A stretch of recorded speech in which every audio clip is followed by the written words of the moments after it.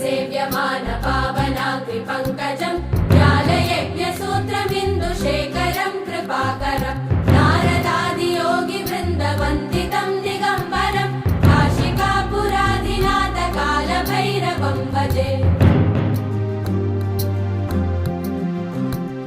भानुकोटिभास्वरं भवाब्धितारकं परं नीलकण्ठवीक्षितार्थदायकं त्रिलोचनं कालकाल